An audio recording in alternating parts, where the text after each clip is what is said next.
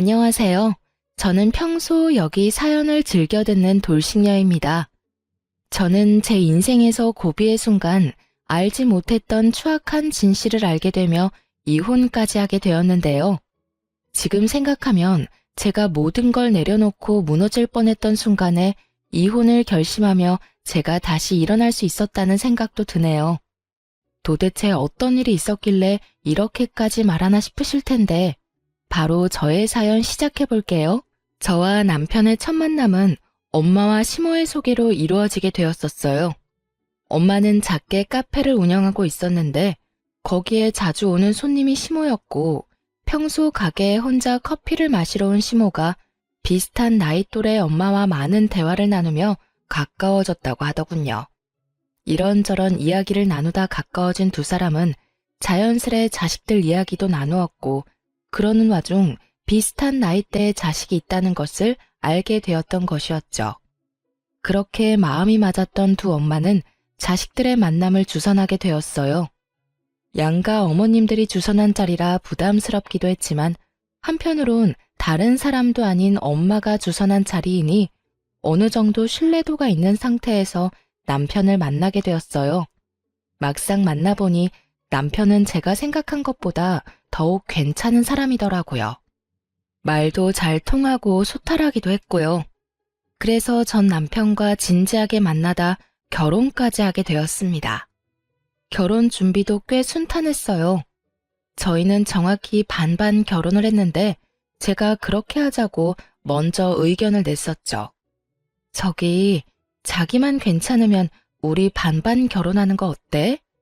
요즘은 남자라고 꼭 다 부담하는 것 같지도 않고 반반 결혼도 많이 한대. 자기가 그렇게 말해주면 나야 고맙지. 사실 나 혼자 집 마련하는 건 무리여서 집에 손을 벌려야 하는데 그건 좀 아닌 것 같아서 어떻게 해야 하나 싶었거든. 그랬어? 그런 고민이 있었으면 진작 말했어야지. 그러면 집은 반반으로 해서 공동명의로 하고 살림은 꼭 필요한 것만 사고 살면서 더 채워 넣는 걸로 하자. 알겠어. 고마워 자기야. 이런 저희의 의견을 양갓집에서도 찬성해 주셨고 그랬기에 보다 더 순탄한 결혼을 하게 되었어요. 짧은 설명을 더 해보자면 남편은 회사원이었고 저는 회사를 운영 중이었어요.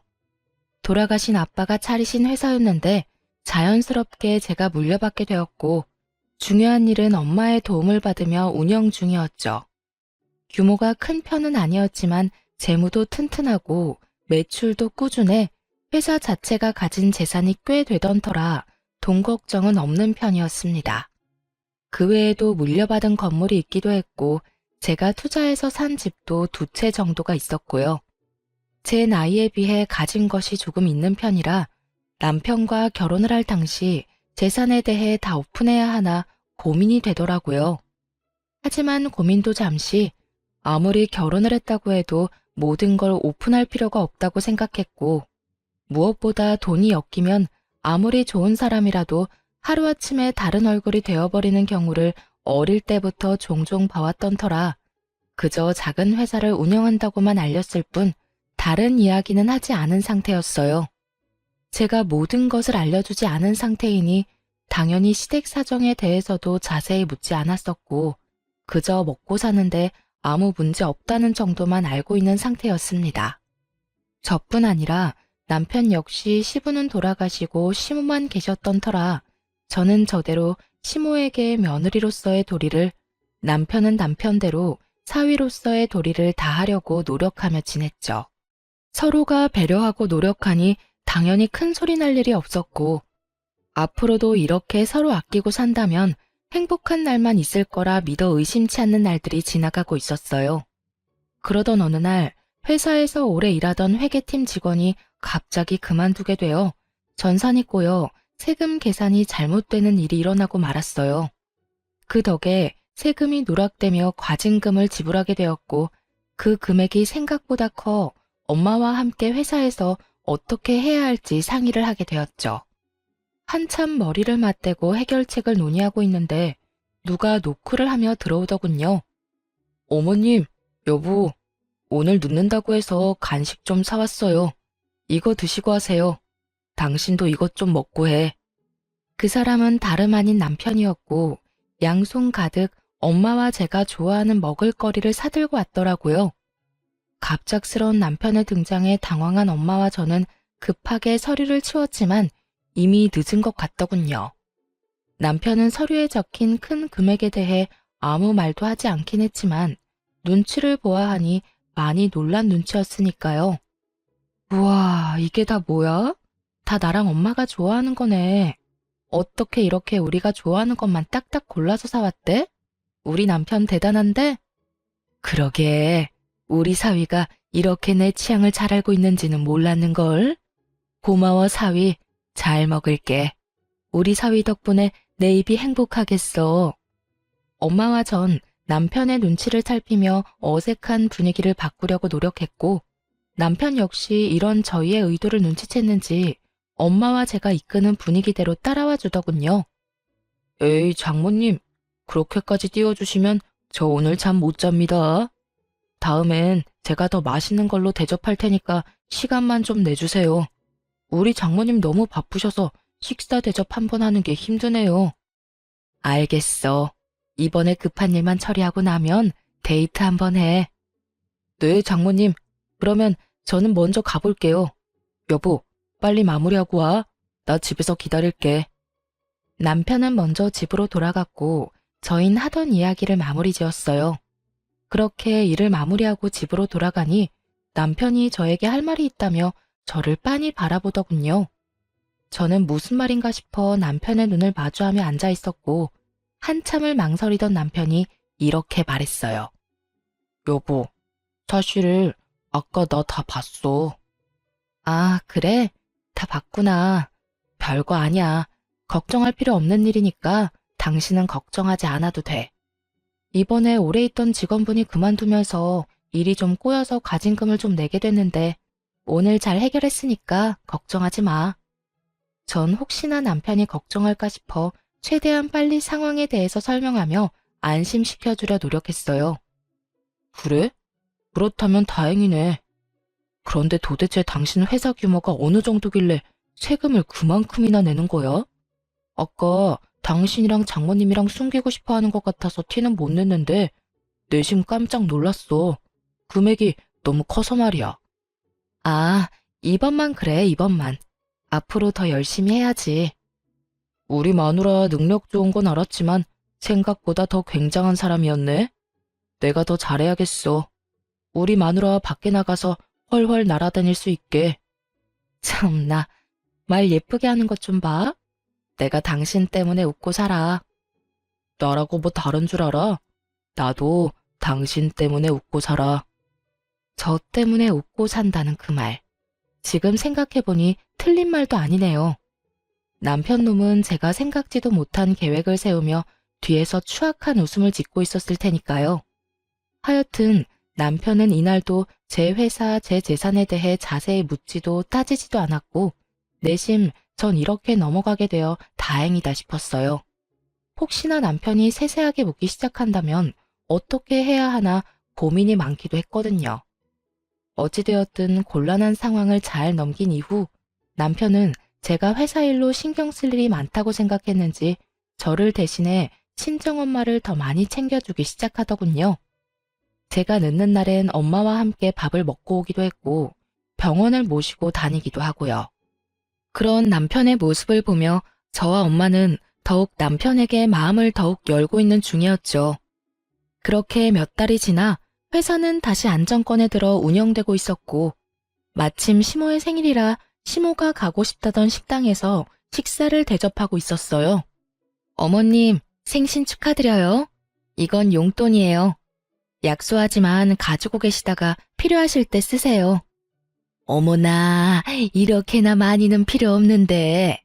일단 주는 거니까 고맙게 받으마. 다음 생일부턴 이런 거 필요 없으니까 그냥 빈손으로 오렴. 난 이렇게 너희랑 같이 밥만 먹어도 너무 좋아. 에이, 그래도 그건 아니죠. 저랑 이 사람이랑 부지런히 벌어서 내년엔 더 많이 드릴 테니 어머님은 건강하시기만 해주세요. 그래, 알겠어, 우리 며느리. 말도 어쩌면 이렇게 예쁘게 하는지. 요즘 내가 우리 며느리 생각하면 밥을 안 먹어도 배가 다 부르다니까. 주고받는 덕담에 식사 자리 내내 웃음이 끊기지 않았어요.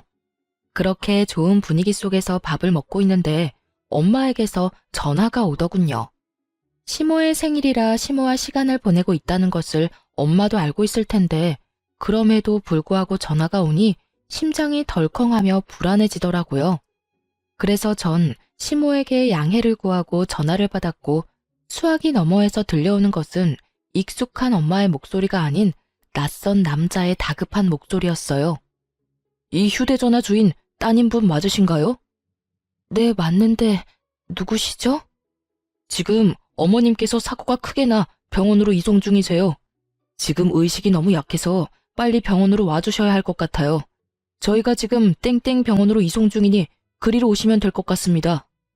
전화를 받자마자 저와 남편 그리고 시모까지 병원으로 급하게 갔지만 이미 엄마는 세상을 떠난 뒤였습니다. 처음엔 눈물도 나지 않더군요. 그 모든 상황이 꿈만 같았어요. 이런 저를 대신하듯 남편이 대성통곡을 하며 울기 시작했고 시모는 자리에 주저앉아 눈물만 뚝뚝 흘려대더군요. 그때야 이 모든 것이 현실임을 깨달았던 것 같아요. 그때야 제 눈에서 눈물이 흘러나왔으니까요. 그렇게 한참을 차갑게 식어버린 엄마의 손을 붙잡고 펑펑 울었던 것 같아요. 제 세상은 순식간에 무너져버렸지만 무너진 세상에서도 해결해야 할 일들은 산더미처럼 많더군요. 엄마의 사고 처리부터 시작해서 장례식장까지 무언가를 해야 할 건 많은데 몸은 움직이지 않았고 이때 남편과 시모가 참 많이 도움이 되었어요. 정신이 반쯤 나가버린 저를 대신해 사고를 낸 상대방과 사건 처리도 해주었고 장례식장도 알아서 다 처리해주고요. 이럴 때 남편이 있어 참 다행이다라는 생각이 들었고 진심으로 고맙더라고요. 여보, 고마워. 고생 많았지? 고생은 무슨. 마리아 장모님이라 불렀지. 나한텐 그냥 우리 엄마나 진배 없었어. 당신은 좀 괜찮아? 아니다. 괜찮을 리가 없는데 내가 물으나 마나 한 걸 물었네. 당신 많이 힘든 거 아는데 당신 곁에 내가 있다는 사실만 잊지 말아줬으면 좋겠어. 당신 보면 가족 다 잃은 사람처럼 넋놓고 앉아있는데 당신한텐 나도 있잖아. 나도 당신 가족이니까 잊지 말라고. 고마워. 정말 고마워. 남편은 저를 위로하기 위해 최선을 다했지만 그런 남편의 위로도 그때뿐이더군요. 알겠다 하고 돌아서면 다시금 무너져 내리는 마음에 저는 쉽사리 충격에서 벗어나지 못하고 있었죠. 회사 일은커녕 일상생활도 제대로 되지 않을 만큼 혼자 생각에 잠기는 시간이 길어졌습니다. 아무리 나쁜 생각을 하지 않으려고 해도 머릿속에 나쁜 생각들만 가득 차게 되고 좋은 곳으로 엄마도 갔을 거라고 아무리 생각해봐도 다시금 찾아오는 우울함 앞에 무너져 내렸어요. 그렇게 정신을 못 차리고 혼이 나간 사람처럼 지내던 어느 날, 회사에 급한 일이 생겼다며 연락이 왔더라고요. 요즘 정신적으로 힘들다는 걸 알고 있는 직원들이라 웬만한 일론 연락을 하지 않는데도 급하다고 연락이 왔었죠. 저는 가까스로 정신을 차리고 회사로 향했고 그곳엔 의외의 인물이 저를 기다리고 있더군요. 여보? 당신이 왜 내 자리에 앉아 있어? 네, 그건 바로 남편이었어요. 급하게 회사로 가 사장실로 들어가니 아침에 출근한다며 나간 남편이 떡하니 제 책상에 앉아 서류들을 보고 있는 것이 아니겠어요? 황당, 당혹, 놀람. 많은 감정들이 머릿속을 스쳐갔고 그 모든 감정들을 담은 표정과 목소리로 남편에게 물었죠. 그런 저의 갑작스러운 등장과 물음에 남편은 많이 당황한 듯 이렇게 답하더군요. 아니 그게 당신이 요새 너무 힘들어하기도 하고 상심도 커서 아무것도 못하는 것 같길래 당신 회사 걱정이 돼서 내가 대신 나와서 일 좀 보고 있었어. 이게 다 무슨 소리인가 싶더군요. 회사 일이 다 같은 것도 아니고 본인이 대신 처리할 수 있는 일이 뭐가 있다고 떡하니 제 자리를 차지하고 앉아있는 것인지 도무지 이해가 되지 않았어요. 아니, 본인이 처리할 수 있는 일이 있다고 한들 나랑 상의도 없이 무례하게 회사 일을 보고 있다니 저는 조금 나리선 목소리로 남편에게 말했어요. 당신 우리 회사에 대해서 아는 건 있어? 어떤 제품이 주력인지, 이번 분기 땐 어떤 제품을 생산 라인에 올릴 것인지, 각 거래처별로 어떤 방법으로 접근해야 좀 더 효과적으로 거래가 성사되는지 단 하나라도 아는 게 있냔 말이야. 회사 운영에 있어서 가장 간단한 것도 모르는 사람이 뭘 하겠다고 여기에서 이러고 있어? 당신이 이러고 있으면 직원들이 불편할 거란 생각은 안 해봤어? 넌 그저 혹시나 도움될 만한 게 있을까 해서 그랬지. 당신도 나올 상황이 못 되고 하니까 사장 남편이 내가 자리라도 지키고 있으면 뭐가 도움이 돼도 되겠다 싶어서 말이야. 여보 생각은 잘 알겠어. 고맙기도 하고. 그런데 앞으로 이러지 마. 여기 계시는 직원분들, 내가 없다고 해서 일 막 하시는 분들도 아니고 내가 없으면 더 열심히 힘내서 하는 분들이니까. 미안해. 내가 생각이 짧았어. 됐으니까 일단 가줄래? 집에 가서 다시 이야기하자. 급하게 처리해야 할 일 있다고 해서 나온 거라 얼른 처리해줘야 해. 저의 불호령에 남편은 허겁지겁 자리를 떠났고 전 남편이 돌아가자마자 저의 일을 대신해서 처리해주던 이사님을 불러 도대체 언제부터 남편이 회사로 출근했냐고 물어보았죠. 저의 물음에 이사님은 기다렸다는 듯이 그간 남편의 행적에 읊어주기 시작했어요. 일주일 됐어요. 정확히 일주일 전부터 사장실로 출근하기 시작하더니 회사 규모부터 시작해 매출까지 하나하나 다 묻고 체크하기 시작하더군요. 아무래도 이상해서 정확히 알려주진 않았는데 사장님 책상 위에 올려진 결제 서류를 봤다고 하면 대충 계산은 썼을 거예요. 진작 연락 좀 주시지 그러셨어요. 그게 사장님이 워낙 힘들어 하시는 것도 그렇고 그래도 남편분이니까요. 더 지켜보려고 했죠. 그런데 그제부턴 아예 자기가 회사를 운영할 것처럼 말하고 다니길래 이건 아니다 싶어서 급하게 사장님께 연락드린 거예요. 그럼 급하게 처리해야 한다는 일이 이거였나요? 네. 아무리 사장님이 힘드신 상황이어도 일을 시켜본 적도 없는 남편한테 회사를 맡길 사람은 아니라고 믿었으니까요. 이사님의 이야기를 듣고 있자니 정말 기가 막히고 코가 막히더군요. 제 앞에선 회사에 대해선 아무것도 관심이 없는 척하던 남편이 뒤론 이런 짓을 하고 있을 거란 생각도 하지 못했던 터라 충격이 크기도 했고요. 동시에 정신이 번쩍하고 들기도 했어요. 제가 알던 남편의 모습이 다가 아닐 수도 있다는 생각이 들어서였죠. 그렇게 머리를 싸매고 생각에 잠겨 있는데 어디선가 벨소리가 들려오더군요. 평소 저와 이사님은 벨소리가 아닌 진동을 해두고 있던 터라 우리 두 사람의 것은 아니었고 소리를 따라가 보니 남편의 휴대전화가 제 책상 위에 올려져 있더라고요. 남편은 갑작스러운 저의 등장에 당황해 급히 나가느라 휴대전화까지 두고 간 것이었고 전화를 건 사람은 다름 아닌 시모더군요. 평소라면 그 전화를 받았겠지만 머리가 복잡해 전화기를 지켜보기만 했죠. 이내 벨소리가 멈추는가 싶더니 문자를 아주 많이도 보내더군요. 연이어 울리는 알림음에 잠금 화면 밖으로 보이는 내용들만 봤는데 정말 아찔하고 혈압이 오르는 내용들밖에 없더라고요. 덕분에 저의 흐트러졌던 정신을 꽉 잡게 해주는 결정적 계기가 되었죠. 아들, 오늘도 그 회사로 출근했니? 어때? 그때 봤던 것처럼 회사 규모가 생각보다 크니? 그래서 네가 챙길 거는 좀 되는 게야? 내가 생각을 많이 해봤는데 이혼하는 것보단 그냥 같이 사는 건 어때? 아무래도 재산 분배하는 것보단 네가 계속 같이 살면서 그 재산 다 네 거 만드는 게 더 좋을 것 같아서 말이야. 죽은 장모 재산도 꽤 많다며. 잘 생각해 아들. 같이 살 섞고 살다 보면 정도 들고 그러는 거야. 그깟 사랑이 뭐라고 그 많은 재산 놓치려고 하니? 지금 한번 눈 딱 감으면 너 한평생 돈 걱정 없이 사는 거라고. 이게 무슨 상황인지 이해하는데 많은 시간이 걸리진 않았어요. 너무 뻔한 스토리였으니까요.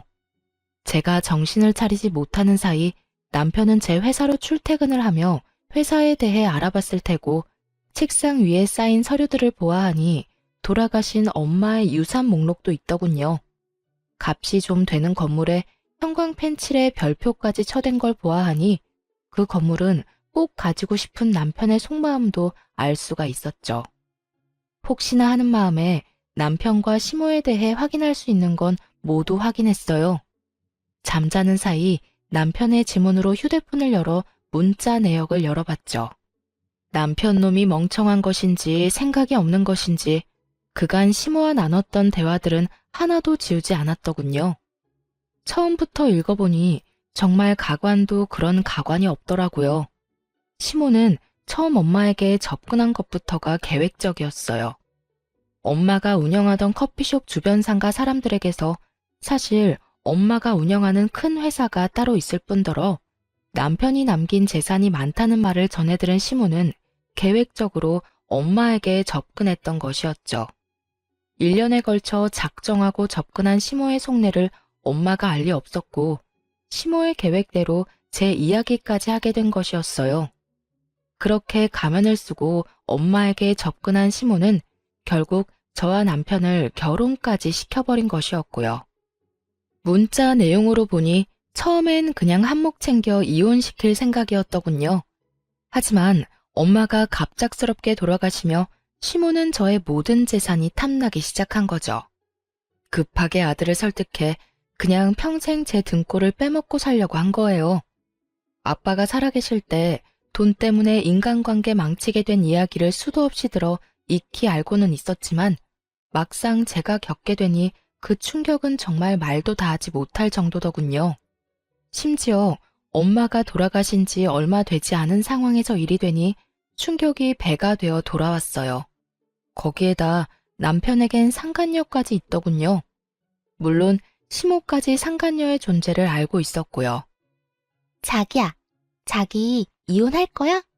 어머님 오늘 만났는데 저번엔 당장 자기 이혼시킬 것처럼 구시더니 오늘은 조금 더 기다리란 말만 하더라고. 자기 이혼할 거지? 이혼하고 나한테 올 거지? 당연하지.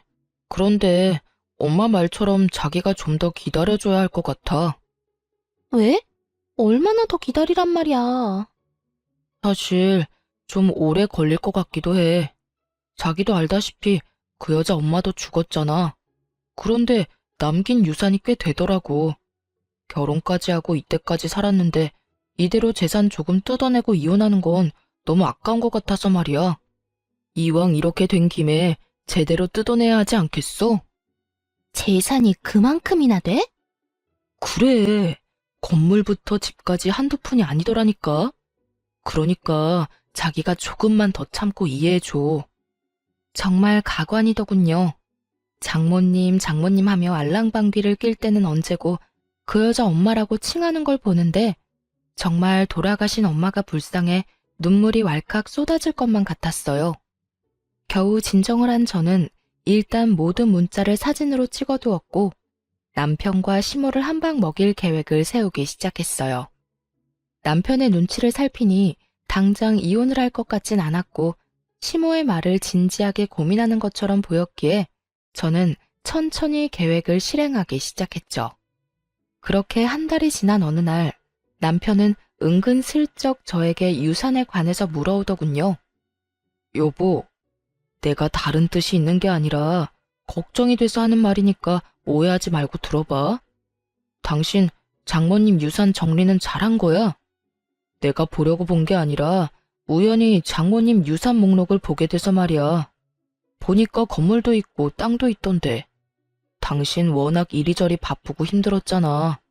그런 사람이 건물이고 땅이고 신경 쓸 시간이 있을까 싶더라고. 아, 그거? 잘 정리했어. 사실 잘 정리한 것도 아니지. 어? 그게 무슨 말이야? 무슨 일 있어? 그게 사실은 요즘 회사가 좀 힘들어. 그래서 그것들 다 처분해서 회사에 다 쏟아부었어. 아빠가 살아생전 고생해서 일군 회사 내 손으로 망하게 할 순 없잖아. 그래서 엄마 유산으로 일단 급한 불부터 껐지. 남편은 제 말에 태세를 받고 침까지 튀기며 저를 몰아붙이기 시작하더군요. 뭐? 그렇게 탄탄하던 회사를 갑자기 왜? 아무것도 모르는 내가 봐도 앞으로 걱정 없는 회사 구조였는데 그런 회사가 왜 갑자기 힘들어져? 그게 당신도 알다시피 내가 요즘 정신줄을 놓고 살았잖아. 급하게 처리해야 하는 일도 처리 못하고 그러다 보니 그렇게 됐지 뭐. 그런데 당신 우리 회사에 관심이 많았나 봐? 언제 그런 것까지 다 살펴봤대? 그거야.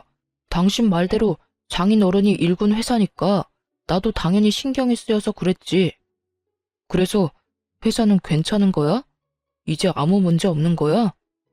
그게 아무래도 힘들 것 같긴 해. 일단 급한 불만 껐다는 거지 완전히 안정됐다는 말은 아니야. 아무래도 내 생각엔 힘들 것 같긴 해. 마지막 발악하는 거지 뭐.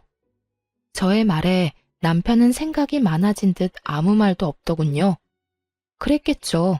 어떻게 해서든 더 뜯어내려고 그렇게 머리를 굴려대던 놈인데 갑자기 회사가 망하게 생겼다니 볼머리 아프지 않겠어요? 거기에다 그렇게 눈독을 들이던 땅이고 건물이고 다 팔아 망해가는 회사에 다 쏟아 넣었다니 남편 놈 입장에선 미치고 팔짝 뛸 노릇이었겠죠. 하지만 남편은 더는 저에게 무어라 말을 하지 않았고 저는 정확히 일주일 뒤 결국 회사를 정리하게 된 사실을 알리게 되었죠. 여보, 나 오늘 회사 정리했어. 힘써봤는데 아무래도 무리였나 봐. 제 말에 남편은 그야말로 노발대발 화를 내며 되레 저에게 따져 묻기 시작했어요. 뭐? 그게 정말이야? 당신 제정신이야? 결국 이렇게 문 닫을 거였으면 장모님 유산은 때려붙지 말았어야지.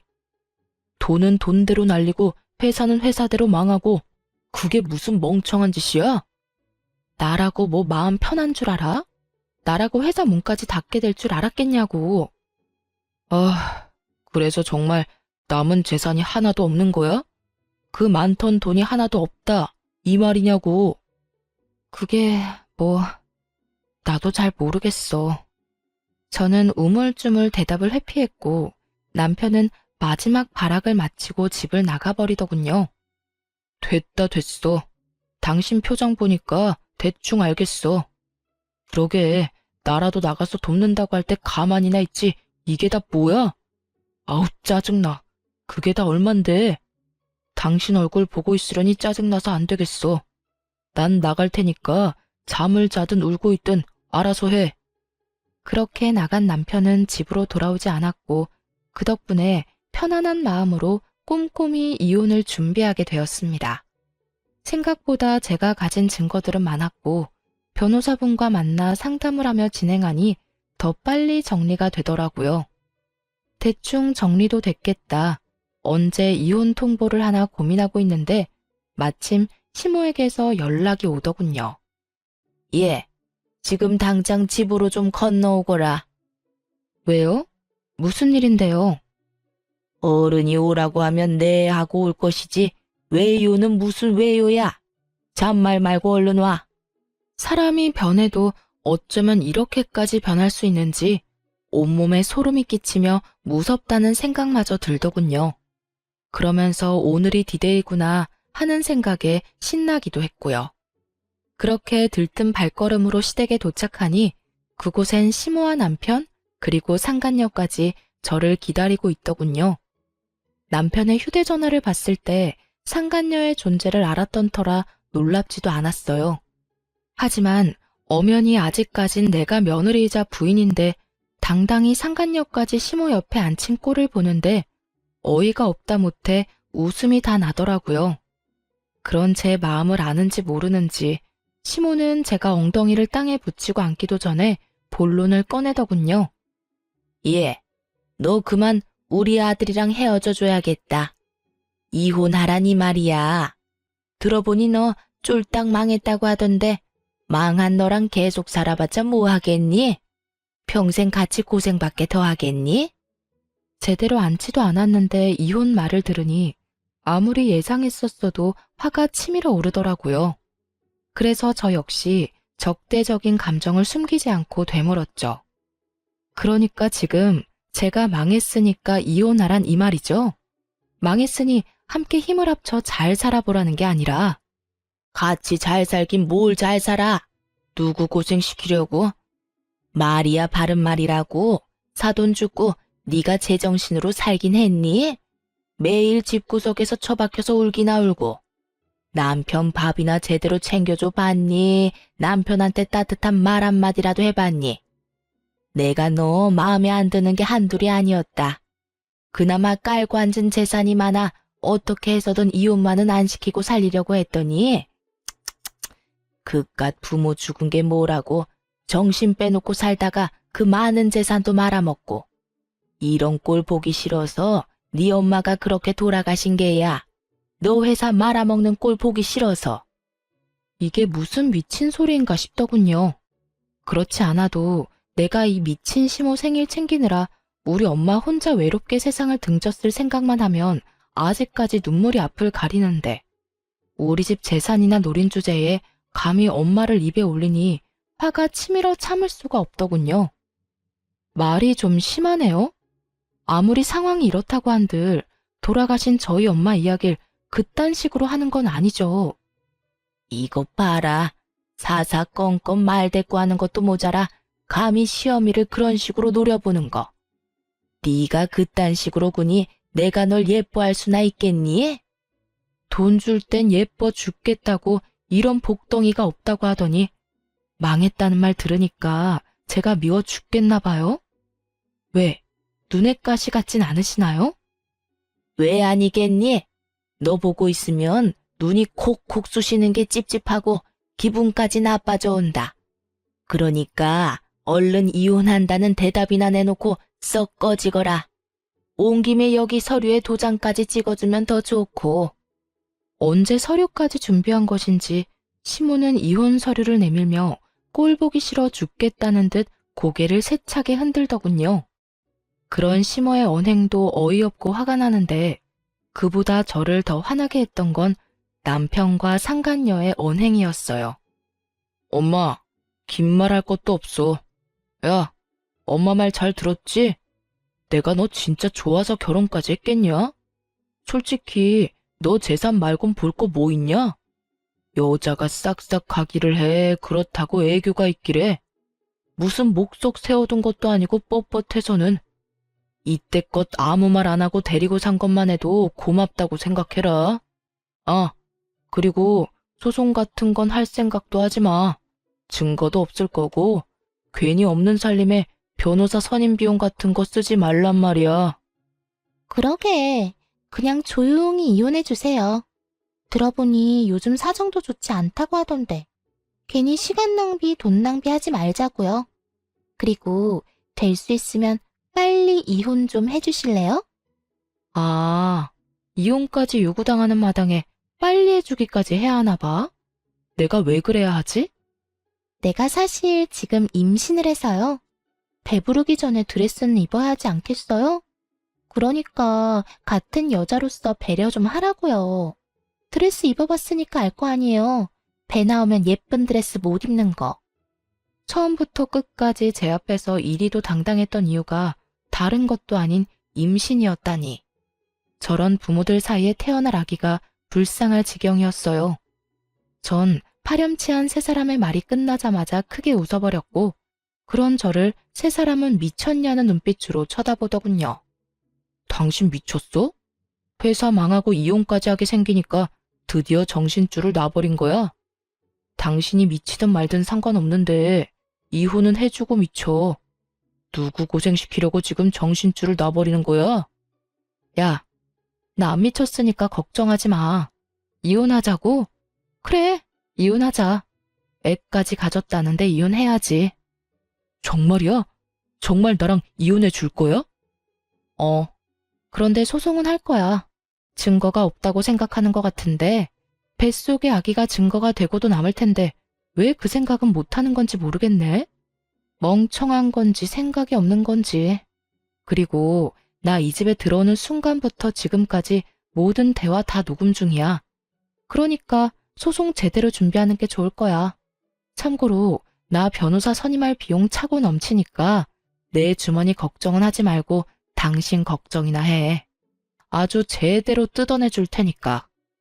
저는 시댁에 들어서기 전 휴대전화를 이용해 녹음을 하고 있는 중이었고 아무런 증거도 남기지 않았다고 믿어 의심치 않던 남편은 제 말을 듣고 눈알을 부라리며 이렇게 말하더군요. 녹음? 그딴 게 증거나 될 줄 알아? 그리고 어디서 허세야? 내가 당신 회사 가봤거든. 아예 문 다 닫았던데 무슨 돈이 있다고 그래? 야, 회사까지 찾아가 볼 정성이면 좀 제대로는 알아보지 그랬어. 네 말대로 우리 회사가 얼마나 탄탄한 회사인데 대표가 고작 몇 주 자리 비웠다고 망하겠어? 그렇게 망하는 회사가 어디 회사냐? 구멍가게도 그렇게는 안 망해. 그럼 당신 안 망한 거야? 나는 회사 문 닫았다고 했을 뿐이지 망했다고 한 적은 없어. 회사 건물도 오래되고 해서 회사 문 닫고 더 좋은 부지 사서 옮겼어, 그냥. 당신이랑 이혼하는 기념으로 더 좋은 곳에서 새 출발하려고. 네, 맞아요. 일부러 망한 것처럼 뉘앙스만 풍겼을 뿐이었어요. 모든 사실을 알고 난 후 숨쉬듯 당연히 이혼해야 한다고 생각했지만 그저 이혼만 하고 물러서기엔 제 화도 풀리지 않을 뿐더러 제대로 된 복수가 되지 않을 것 같더라고요. 그래서 제 나름대로 계획을 세우게 된 것이었죠. 일단 전 낡고 오래된 회사를 더 좋은 곳으로 옮겨버렸고 그 후 힘든 척을 하며 회사가 망했다는 뉘앙스를 풍겼더니 남편 스스로 무덤을 파게 된 거죠. 혹시나 남편이 회사를 찾아갈 수도 있다는 생각이 들어 회사를 옮긴 것이었는데 제 예상에서 한치도 벗어나지 않은 남편이 문 닫은 회사까지 찾아갔었다고 하니 계획은 성공적이었어요. 회사를 찾아간 남편이 문이 닫힌 광경을 보고 정말 제 회사가 망했다고 믿어버렸으니까요. 그리하여 지금처럼 모든 계획이 밝혀졌을 때 더 큰 상실감을 느낄 것이라 확신했는데 제 확신은 현실이 되었습니다.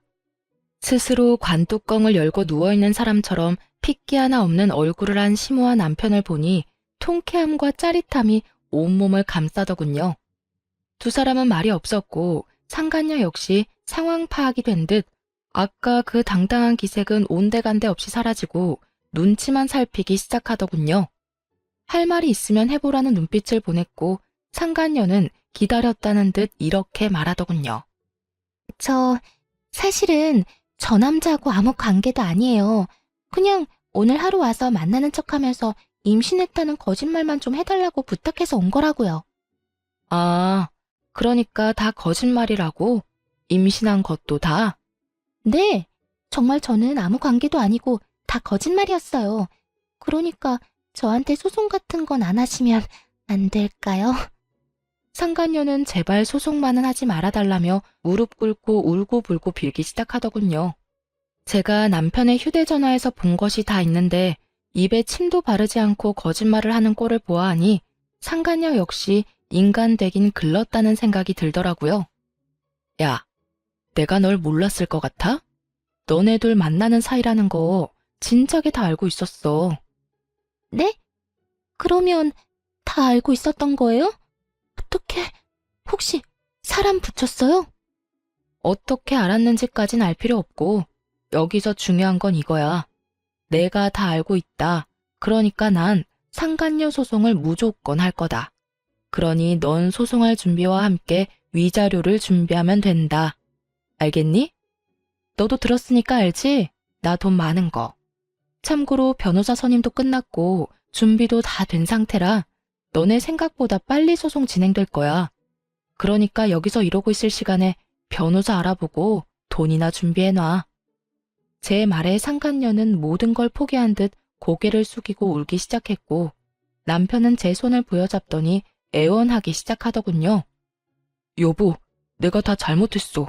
내가 잠시 미쳤었나 봐.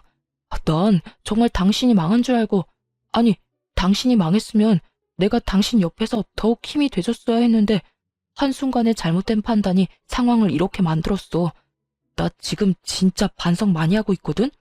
그러니까 한 번만 다 용서해주면 안 될까? 용서?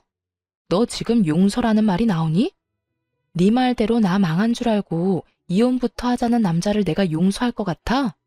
그리고 만에 하나 내가 용서하면 저 여자 뱃속에 있는 네 애는 어떻게 할 건데? 왜? 저 애까지 데리고 와서 나한테 키우라고 하게? 아니야, 그럴 리가 있겠어.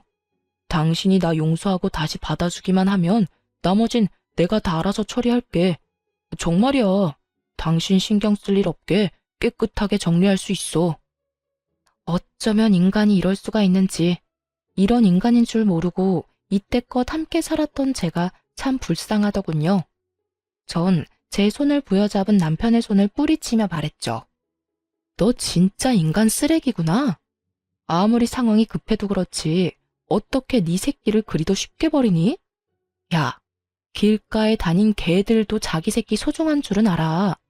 이 말이 무슨 말인 줄이나 알아?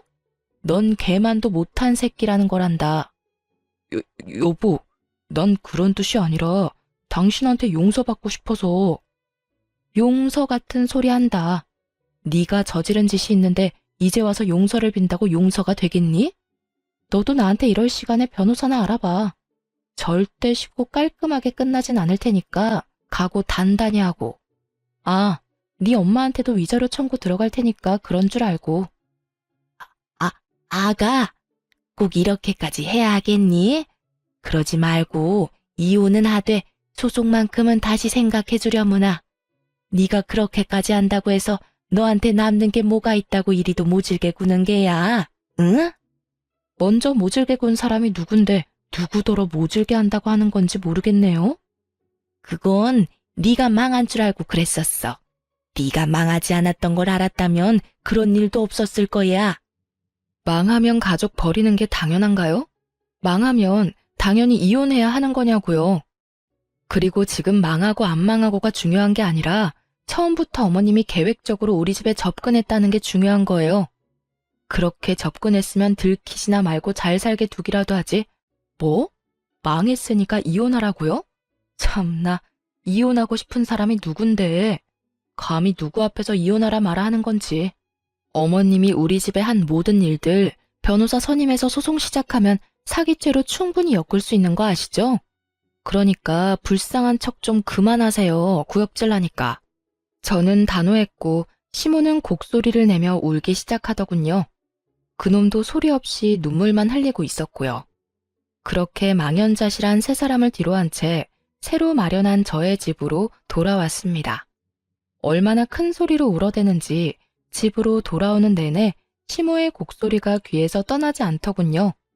그 후 전 통쾌한 마음으로 이혼을 진행하게 되었고 시모와 남편, 상간녀에게 각각 위자료를 받고 성공적인 이혼을 하게 되었습니다. 이혼을 진행하면서 알게 된 사실인데 그 인간들 한심한 인간들인 건 알았지만 정말 한 치 앞도 못 보는 한심한 인간들이더군요. 그나마 가진 돈이 조금이라도 있는 줄 알았던 전 시댁은 제 생각보다 더 가진 것이 없었고 그마저도 저의 재산을 뜯어갈 행복한 꿈에 젖어 어지간히 펑펑 쓰고 다닌 모양이더라고요. 재산 목록을 살펴보는데 가진 건 아무것도 없는 알거지에다가 담보대출은 또 얼마나 들어있던지, 위자료를 마련하려면 얼마 되지도 않는 집을 파는 것은 물론 빚까지 내야만 하는 지경이었어요. 거기에다 상간녀는 어떻고요? 상간녀 역시 가진 것 없는 여자에다가 어디 도움 구할 곳도 변변치 않아 보였어요. 가진 것 없이 빚만 가득한 세 사람의 조합이라 그 앞날이 제 눈에만 뻔한 건 아니겠죠? 아, 얼마나 힘들었으면 전 남편이 저에게 이런 부탁까지 해오더군요. 여보, 당신 돈 많잖아. 그래서 하는 말인데 위자료 그냥 안 받으면 안 될까? 내가 왜 네 부탁을 들어줘야 하는데? 돈이 많아서? 이거 왜 이래? 돈이 많든 적든 돈 좋아하는 건 다 똑같아. 나 진짜 힘들어서 그래. 엄마도 가진 돈도 없고 그 여자도 마찬가지고. 사실상 내가 세 사람 위자료를 다 감당해야 하는데 당신도 잘 알잖아. 나 그 정도 능력은 안 되는 거. 그러니까 많이 가진 당신이 못 가진 사람 배려한다고 생각하고 부탁 좀 들어줘. 응? 배려 같은 소리 한다. 배려도 받을 자격이 있는 사람에게나 주어지는 거야. 알겠니? 어디 내 앞에서 양심도 없이 배려 타령이야, 배려 타령이. 헛소리 하지 말고 위자료나 내놔. 한 푼도 빼지 말고 다 내놔야 할 거야. 지금 생각해도 참 황당한데 정말 저런 부탁을 해오더라고요. 양심은 도대체 어디에 팔아먹은 건지 그 얼굴 철판 참 두껍다고 생각했네요. 그러게 그냥 아무것도 욕심내지 않고 잘 살기만 했더라도 제가 누리는 모든 것을 함께 누리고 살며 최소한 돈 걱정은 하지 않고 살았을 텐데 그놈의 욕심과 못된 심보가 자기 팔자 잘 꼬아준 거 아니겠어요? 그 덕에 전 재활용도 안 되는 인간 쓰레기를 잘 버릴 수 있었지만요. 저는 이혼을 마치고 정신 똑바로 차리고 다시 회사에 복귀했어요. 여전히 부모님을 생각하며 막연히 눈물을 흘리곤 하지만 예전처럼 감당하지 못할 정도의 슬픔 때문에 일상생활이 불가능할 정도는 아니에요. 거기에다 저 연애를 하고 있어요. 제 연애 상대는 다름 아닌 사연 중간에 등장했던 저희 회사 이사님이신데요. 회사를 진심으로 아껴주던 이사님과 요즘 진지하게 만나는 중이에요. 10년을 알고 지낸 이사님은 제가 유일하게 믿는 사람으로서 저에게 많은 도움을 주기도 하고 많은 마음을 쏟아주며 제가 큰일을 겪고도 오롯이 우뚝 설 수 있도록 많은 사랑을 주신 분이에요. 아직 결혼 생각까지 하고 있는 건 아니지만 이사님이라면 다시 한번 용기를 내보는 것도 괜찮지 않을까 하는 생각도 들곤 해요. 혹시나 걱정하시는 분들이 많으실 것 같아 이사님에 대해 조금 더 설명해 드리자면 과거엔 이사님이셨지 현재는 다른 사업체를 운영하는 사장님이랍니다. 매출은 우리 회사보다 조금 더 나은 것으로 알고 있고요. 적어도 전 남편처럼 돈 때문에 저에게 접근한 건 아니니 걱정하지 말라는 뜻에서 몇 자 더 보태봤네요. 하여튼 전 지금까지 그래왔듯이 부모님이 잘 키워서 물려주신 회사를 위해 노력할 것이고 무엇보다 제 행복을 위해 끊임없이 노력하며 살아가 보려고요. 제가 행복해야 하늘에 계신 부모님도 행복하실 거라 믿어 의심치 않으니까요. 다들 이런 저 응원해 주실 거죠? 이로써 저의 긴 사연도 끝이 났네요. 저의 길고도 길었던 사연 함께 해주셔서 감사합니다. 모두 행복하세요.